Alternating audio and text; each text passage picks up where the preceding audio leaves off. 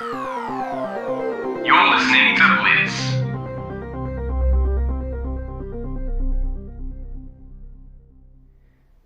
Alright, something new. This is a AIWA LX-7. This is a linear tracking turntable. Well, it's the insides of it anyway, because I've already pulled it apart. Basically, this is in a not working condition. I can't remember whether the ad said that it spins. I think it might spin, but it doesn't work otherwise. And the reason for that is obviously there's no belts. So as you can see, there's a motor here and a pulley there. There's remnants of some rubber there. And some of that's on my fingers already. So it's not working, and there's also another motor here and another pulley there with remnants of, rubber and other goop. So yeah, fair to say it's not working, so we need to get this up and running. So the first thing to do will be I'll try and measure out what kind of belts we might need, sort of the rough sizes, and then I'll just buy like a size or two above and below.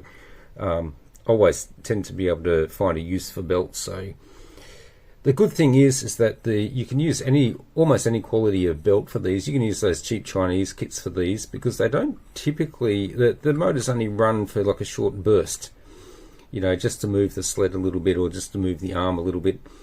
It's not like a tape deck where you need a very consistent amount of tension in the belt so that you don't get you wow and flutter. In this, it doesn't matter. The arm is what actually does it. It's got a little bit of sideways movement, and you can see the little mechanism there by which it works out when it needs to advance the motor. Once it comes over, it gets the signal, moves across. This will be probably in need of getting a bit of re-lubrication, refreshing all the oils and greases and all that sort of stuff. So we'll do that. There's a whole bunch of capacitors and things like that, and I'll check those out before I go and just make sure that if there's anything a little bit odd or a size that I'm pretty sure that I don't have, or it's a bipolar or something or other, I'll get that before I go, just so that I can just sit down, just replace all of those, and then that's the job done. So I suspect there's not going to be much more to this other than just replacing those belts. I probably could get away with not even bothering with these, but it's just not part of what I do. I do them because I want it to last another 40 odd years or whatever. So I think this turntable is probably similar to like Technics SL6 or SL7, where I think it can scan and figure out like how many tracks on the disc, and you can select between those. So a little bit more advanced than the SL5. And obviously this is the first non-Technics linear tracker that I'm going to be doing. So I'm going to be very interested to see how well this comes up, and I think being an AIWA, it should be pretty good actually. So yeah, I'm quite happy. This is a complete unit. I think there's a needle on there from memory. I think I checked it all out when I got it. But yeah, that's going to be the next project. Okay, we're back. I've got the parts. I consulted with a manual after doing some checks with just a couple of belts that I had around here, and basically they agreed with what I found, which was that these belts were kind of the right size. The belts in the manual, or in the reference manual for cassette decks and all kinds of things in there, basically came out as I think something like 10.7 centimeters internal circumference.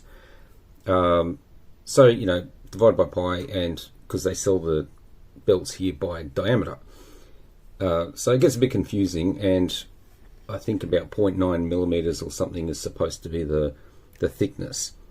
So anyway, the nearest size I could get is 35 mil, which is these ones were.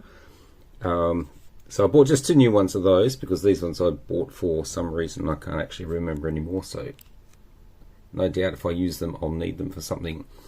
Conveniently, apparently it's the same belt for both things, even though the pulley sizes are different here and obviously in there. That seems about right actually, and if not, I've got a bag of cheap belts, but for this purpose they're probably going to be perfectly fine. because really this is just, you know, this advances the mechanism a little bit, and this I think controls the tone arm up and down and all that sort of stuff. So probably not such a big deal. For this one here, to replace this, there was a circlip that goes on the shaft there, which then comes out, and as you can see, I've, you know, pulled this apart already and given this a bit of a clean. This one over here, this needs to come out, and there's a clip, I don't know if you can see it there, but anyway, there's a plastic clip that just retains that in. So hopefully I can just push that out of the road, and then that shaft and pulley will come out together. It's you know, there's a worm drive on there at the same time. So that's going to be the job for today, is to get those in. If that all goes well, then I'll look at maybe doing the rest of this stuff here, like change the capacitors and all that, because that won't take terribly long, and we'll see how it goes from there. So that's the update for now. I've got a coffee, I'm going to get into it. Alright, belts are installed. I've just left everything loosey-goosey at the moment, so I can pull it apart if I need to, and, you know, maybe do some relubrication of these gears and whatnot. So I'm happy to say the sizes appear right. If I move the motor, it, you know, drives the gears like it's supposed to, and the same over here, it starts doing whatever it's supposed to do over here.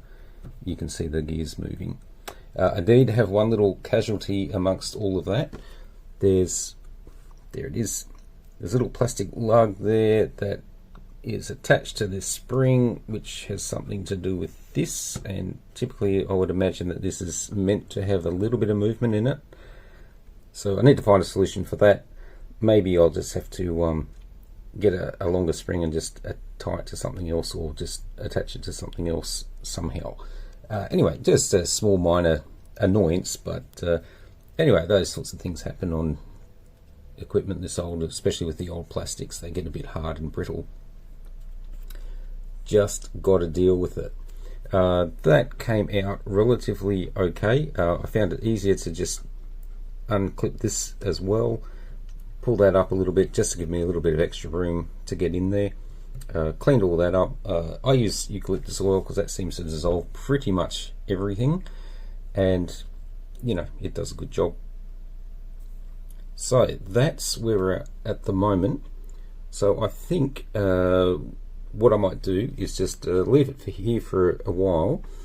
Like I said, try and fix a few of these things, reattach that spring there, obviously, you know, maybe just lube some of this stuff up a bit, and then we'll get on to maybe detaching the PCB, which is actually one big long one, and just go from there. While I'm here, I'll just mention what I've done. Now, it's a bit dodgy. I've got a bit of bamboo skewer, wrapped a bit of wire around it just to give it the basically the right sort of tension, so it's doing its thing the way it's, well, the way I think it's supposed to. So anyway, that'll, you know, that'll fix that. So it'll work, and I think that'll last, you know, quite a long time too. Okay, here we are with what appears to be a working record player. It has been playing, and it's just sort of, you know, been going ahead. There's been a few little issues. Number one, this tone arm here.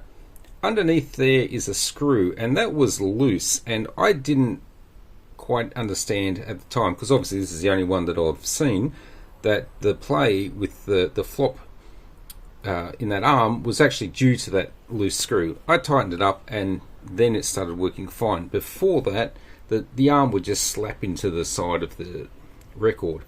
It just didn't have enough height.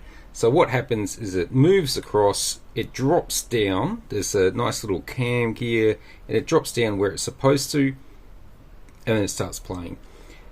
The second trouble I had, and let's zoom in a little bit, and also, if we can, we'll get some brightness in there. Okay, so there's a bit of a, oh, you can see the cam wheel there. Okay, so that that triggers a couple of switches, and there's also a cam gear. under the tone arm that is responsible for the lifting of that arm.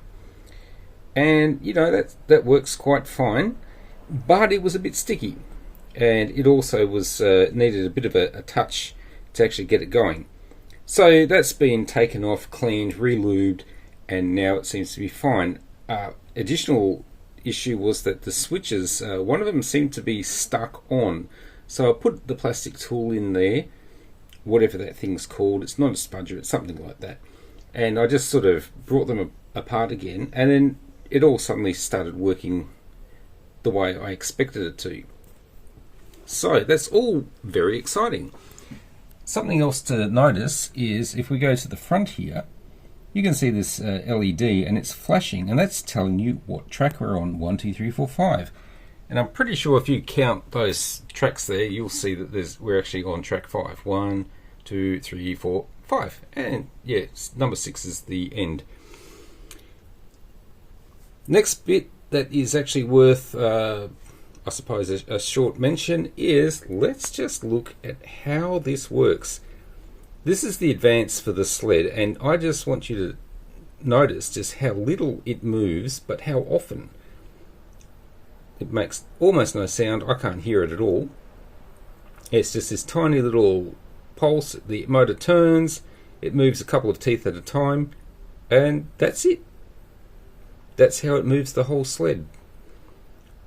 And obviously there's a little bit of play, you know, side to side play in the tone arm, and that's detected by, you know, the sensors in there.